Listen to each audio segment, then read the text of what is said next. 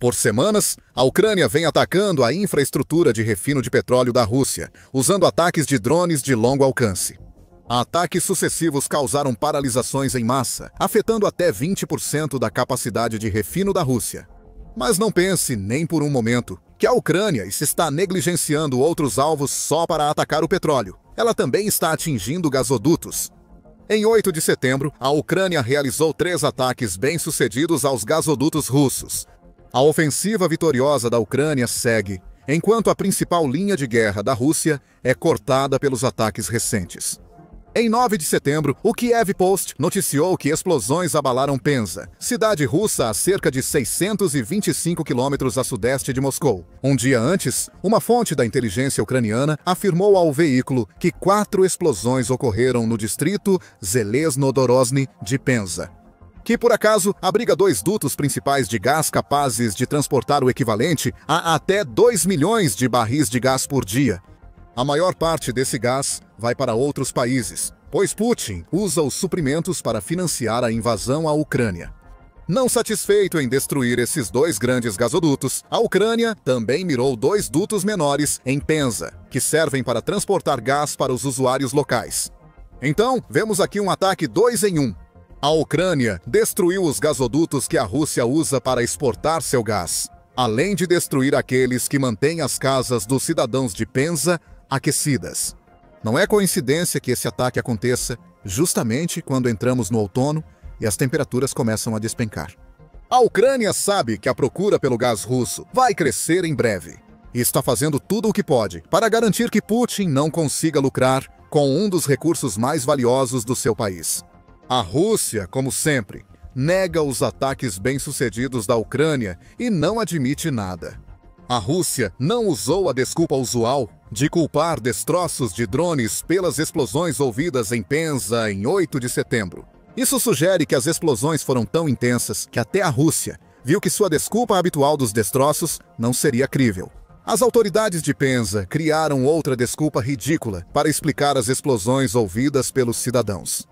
Eram apenas exercícios planejados. O Kiev Post informa que, após o ataque ucraniano, a mídia de Penza rapidamente orientou a população a não se preocupar. A mídia disse ao povo de Penza que drones da Ucrânia impediram explosões nos oleodutos de gás. Eles ouviram exercícios planejados com serviços de emergência e segurança. Mantenham a calma, ignorem o que ouvirem e não deem atenção a vídeos ou reportagens nas redes sociais. Segundo o Kiev Independente, explosões foram ouvidas em Penza por volta das 4h.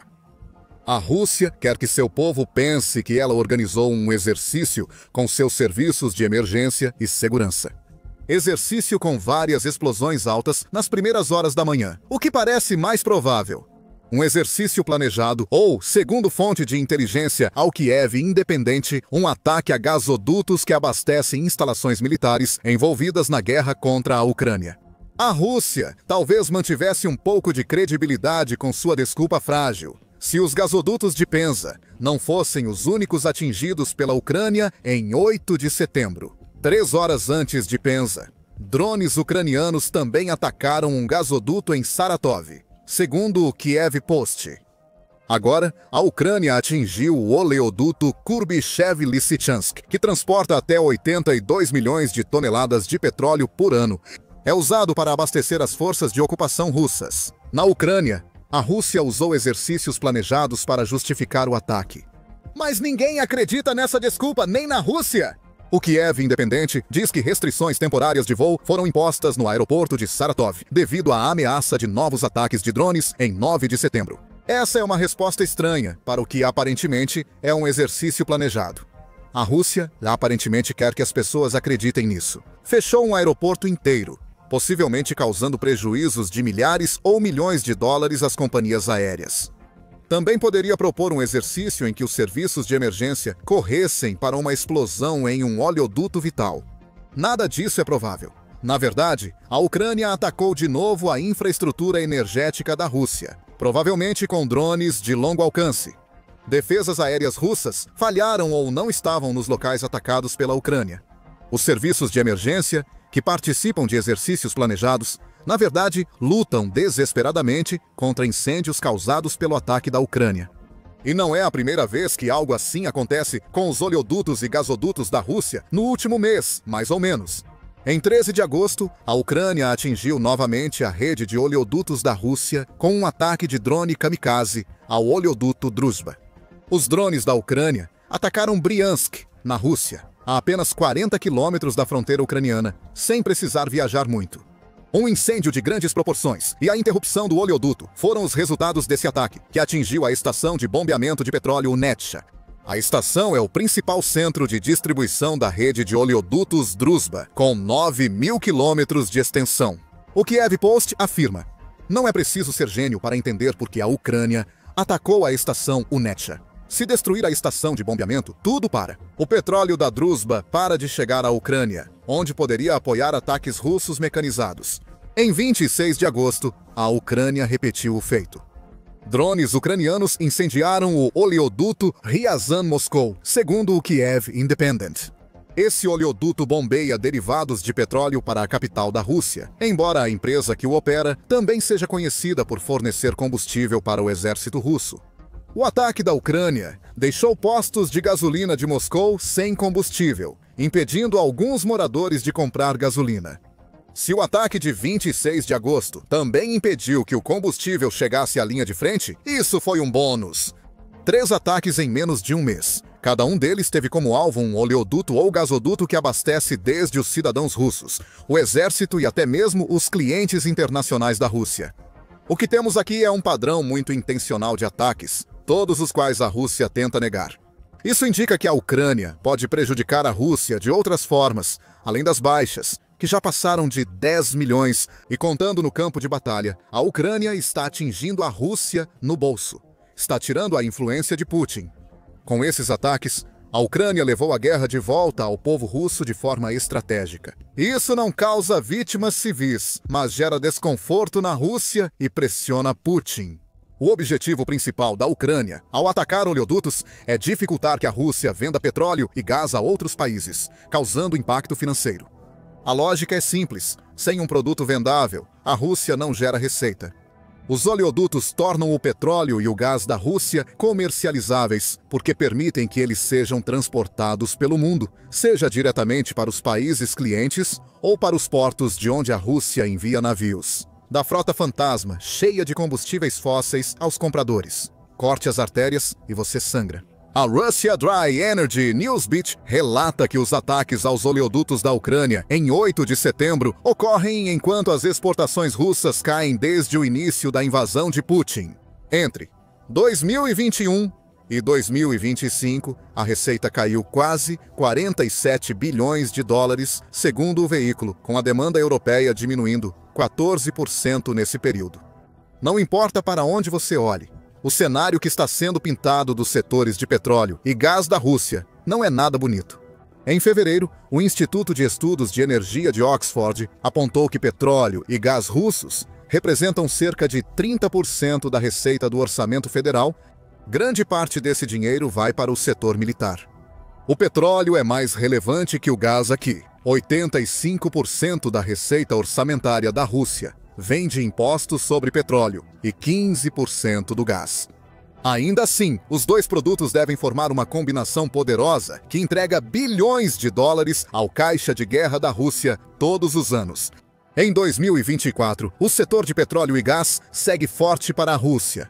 O Instituto de Estudos de Energia de Oxford diz que o petróleo e o gás renderam à Rússia 111 trilhões de rublos, o que equivale a cerca de 1,2 trilhão de dólares. As receitas foram as segundas maiores em 7 anos, afirma o Instituto, sugerindo que as sanções contra esses produtos não estavam funcionando e que a crescente frota fantasma da Rússia vinha trabalhando em tempo integral para levar o máximo possível de seu petróleo e gás aos clientes. Em 2025, a situação mudou para a Rússia, com queda na receita de petróleo e gás durante o ano. Em 3 de abril, o Moscow Times informou que em março de 2025, a receita de petróleo e gás da Rússia caiu 17%, em comparação com o mesmo mês de 2024. A queda de 17% fez o governo russo arrecadar 27 bilhões de dólares a menos em impostos, devido às sanções, descontos forçados no petróleo e o colapso do rublo. Meses depois, o cenário para a Rússia não melhorou. Em 5 de agosto, o Moscow Times informou que as receitas de petróleo e gás caíram por 3 meses seguidos, maio, junho e julho. O Ministério das Finanças da Rússia disse que os problemas foram causados pela queda do preço do petróleo e pelo rublo mais forte. Em julho, o governo russo arrecadou 984 bilhões de rublos em impostos, 28% a menos que no mesmo mês de 2024. As receitas do gás caíram 53% em relação ao ano anterior, enquanto a Gazprom registrou sua menor exportação para a Europa desde o início dos anos 1970. As quedas na receita fizeram o Ministério das Finanças da Rússia rever as projeções para 2025. Antes do início do ano, o ministério previa que a Rússia receberia dólares americanos, 13 bilhões 675 milhões em receitas de petróleo e gás. O valor agora previsto é de dólares americanos, 104 bilhões, cerca de 25% inferior à projeção anterior. Nesse cenário instável, surgem os ataques da Ucrânia aos oleodutos. Alguns desses oleodutos transportam petróleo e gás vendidos pela Rússia, tornando-se alvos lógicos e, para alguns, óbvios para a Ucrânia. Com a Rússia já bem abaixo das projeções de receita em petróleo e gás, destruir oleodutos significa privar a Rússia de fornecimento em um momento em que ela realmente precisa vender o máximo possível. Parte do petróleo e gás foi queimada nos ataques de 8 de setembro e anteriores. Pior ainda, os danos causados aos oleodutos da Rússia precisam ser reparados, o que custa dinheiro e tempo que a Rússia não pode se dar ao luxo de gastar. Quando precisa vender mais petróleo e gás, tudo se resume a cortar o fluxo de dinheiro. E os sinais de pressão econômica sobre a Rússia já estão começando a aparecer. Em setembro de 2025, a economia russa mostra resiliência, mas sinais de pressão. O produto interno bruto subiu 11% no segundo trimestre de 2025, ante o ano anterior, abaixo dos 40% do mesmo período de 2024. O crescimento acumulado foi de 12% em maio, mas a previsão anual caiu de 25% para 15%, por causa dos juros altos que dificultam empréstimos. A Energy News Today afirma que a economia da Rússia segue crescendo, porém bem mais devagar que em 2024. Ataques como esses da Ucrânia aumentam gradualmente a pressão. O crescimento é inviável se oleodutos de 2 produtos-chave são danificados a cada 2 semanas. A Ucrânia atinge a Rússia financeiramente com ataques a oleodutos e gasodutos e faz algo ainda mais relevante. Isso retira da Rússia uma de suas principais ferramentas de coerção. Em agosto de 2024, a revista Energy Policy publicou artigo de Martin Larish destacando isso. A Rússia tentou, sem sucesso, usar o gás fornecido à União Europeia como arma. Putin acreditava que a Europa continuaria dependente do gás russo, independentemente das sanções impostas pela União Europeia à Rússia e suas empresas de energia. Transformar o gás em arma daria vantagem a Putin, permitindo ameaçar cortar o fornecimento à União Europeia se o bloco apoiasse demais a Ucrânia. Mas a União Europeia impediu isso ao se afastar rapidamente do gás russo após a invasão da Ucrânia por Putin. Isso deixou a Rússia sem vantagem, pois não consegue criar novos mercados. Ela não tem alternativas à União Europeia e à China quando se trata de exportação de gás por gasoduto, e opções muito limitadas para desenvolver suas exportações de gás natural liquefeito devido à falta da tecnologia necessária para construir novos terminais de gás natural liquefeito ou expandir os já existentes, escreve Lurish. Em seu artigo, o The Guardian explorou esse conceito de uso da energia como arma, que chama de chantagem do gás, ainda antes de Larish. Em julho de 2022, Alex Lawson, correspondente de energia, relatou que a estatal de Gazprom suspendeu o fornecimento do gasoduto Nordic Stream 1 à Europa, justificando manutenção essencial. O corte ocorreu quando o gasoduto operava com menos de 40% da capacidade. Questionava-se se a Rússia reabriria o fornecimento de gás, exatamente como Putin queria, como forma de pressão. Com o simples apertar de alguns botões, a Rússia poderá cortar a Europa. transformando seu gás e petróleo em armas nesse processo. A atitude fez Ben Van Beurden, então Chief Executive Officer da Shell, afirmar que Putin pode e quer usar suprimentos como armas. Claro, a Rússia estava dando um tiro no próprio pé com esses primeiros cortes de gás. Como dissemos, o Kremlin precisa de máximo dinheiro em seu caixa de guerra. No entanto, tenha em mente que a Rússia estava tomando essas medidas em julho de 2022. Naquele período, Putin provavelmente acreditava que a guerra na Ucrânia acabaria logo, mesmo sem conquistar o país nos dias planejados. Após 3 anos e meio, a guerra na Ucrânia persiste. Usar o fornecimento de gás como arma não é uma opção para Putin. A União Europeia se distanciou do gás russo como nunca. Em junho, a Comissão Europeia apresentou uma proposta legislativa que gradualmente e de forma eficaz interromperia as importações de gás e petróleo russos até o final de 2027. Se a União Europeia cumprir o prometido, Putin perde as vendas para países europeus. No entanto, não há muito que a União Europeia possa fazer para impedir que a Rússia venda seu petróleo e gás para países fora do seu domínio, como a China.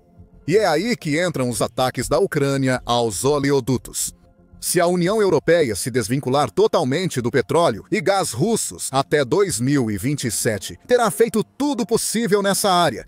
Se a Ucrânia continuar atacando oleodutos, a Rússia não conseguirá vender seus recursos para os poucos países que ainda os compram. Putin tentou usar o petróleo e gás russos como arma, mas a Ucrânia reverteu essa estratégia. Agora, a Ucrânia está aproveitando todas as oportunidades para forçar a Rússia a se tornar um fornecedor em quem não se pode confiar. Isso não vai impedir países como a China de comprar petróleo e gás da Rússia. Isso pode frustrar clientes russos e forçar o país a vender com desconto. Isso retoma as questões de receita citadas antes. Alavancagem. Qual alavancagem? A Rússia tem pouca influência, devido aos ataques ucranianos e à resistência da União Europeia à sua arma energética. Apesar dos ataques da Ucrânia a oleodutos e refinarias, a abundância de gás e petróleo da Rússia está sendo reduzida. Isso nos leva a outro grande problema causado pela Ucrânia com esses ataques. Você deve lembrar que mencionamos o ataque da Ucrânia a oleodutos domésticos em Penza e aos que atendem clientes internacionais da Rússia. Existe um propósito por trás dessa abordagem. Além de tirar da Rússia sua influência baseada em energia no exterior e privar o país de uma receita muito necessária, a Ucrânia quer criar o máximo de pressão possível sobre Putin dentro de casa. Essa abordagem começa a funcionar. Já comentamos a escassez de combustível na Rússia. Veja mais sobre o impacto em nosso vídeo. A Rússia está parando. As sanções aéreas da Ucrânia estão funcionando. O impacto dos ataques ucranianos aos oleodutos na Rússia muitas vezes passa despercebido. Em 4 de setembro, o Kiev Independent noticiou que Putin reconheceu a escassez de gás na Rússia durante o Fórum Econômico Oriental, em Vladivostok. Segundo Putin, sinais dessa escassez já estão aparecendo no extremo oriente da Rússia, onde a demanda aumentou. Apesar de não citar a razão da escassez, ela é óbvia.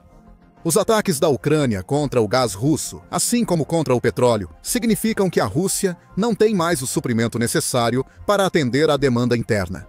Curiosamente, essas faltas não deveriam ocorrer, segundo o Ministério da Energia da Rússia. Ele diz que a Rússia tem 634 trilhões de metros cúbicos de gás, suficiente para 50 a 100 anos, conforme a fonte. Mas isso não significa muita coisa se essas reservas não puderem ser acessadas ou se os oleodutos projetados para transportar gás pela Rússia estiverem sendo destruídos. A verdade é que a Rússia não possui gás e petróleo para atender a todos. Isso, junto a outros problemas, causa dificuldades em muitas cidades do país. É o que diz o jornalista russo exilado Andrei Soldatov ao Channel 4 do Reino Unido sobre o clima atual na Rússia. Muitas cidades russas vivem um sentimento de depressão atualmente. As pessoas estão exaustas da guerra, e os ataques de drones influenciam muito as conversas sobre o conflito, segundo Soldatov. O jornalista exilado afirma que os russos conseguiam ignorar a guerra iniciada por Putin antes da chegada dos drones de longo alcance.